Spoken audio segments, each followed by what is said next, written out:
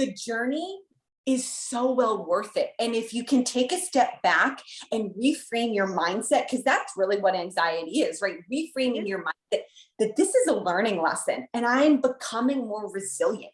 And I'm allowing these thoughts to not control me and understand that they're just thoughts. And how can I repurpose them in a more beneficial mind frame? Because again, like the stigma of having anxiety, having that mental disorder, people can jump to conclusions very quickly that, oh my gosh, I throw your hands up and this is my diagnosis.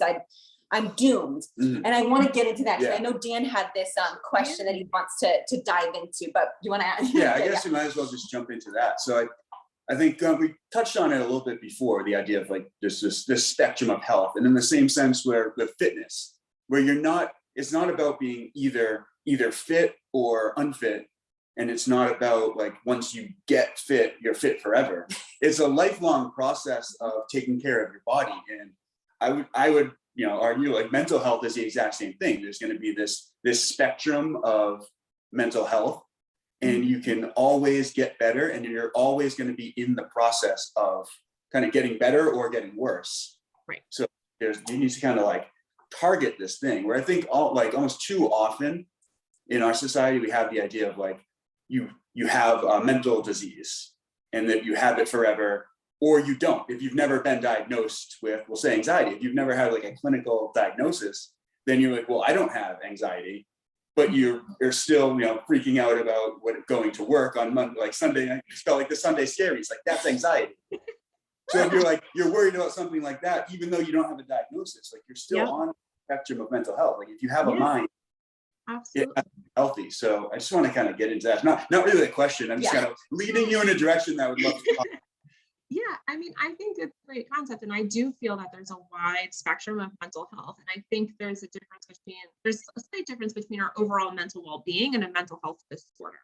Right? So again, like a disorder, you need a clinical diagnosis, but that doesn't mean that just because you're not diagnosed that you don't have it, or vice versa, because maybe like yourself or like myself, like I never went to a psychiatrist, or I never talked to my doctor about my anxiety, right? So we're still living with that day-to-day mental health distortion or difficulty, right? So I think, I agree. I think it's a lifelong journey. I think that some days are going to be better than others. Nobody has a perfectly good day every single day, 365 days out of the year, but it's every single day recognizing what you're grateful for, how you can benefit your mind. Are you being present for that day? Are you taking the time to nourish what's going on in your mind? If you're having a terrible day and you really just need to sit around and do nothing all day, then maybe that's what you need to do to relax a little bit, because you've been on the go for 24/7 and you haven't taken that time to really listen to what your body needs, right?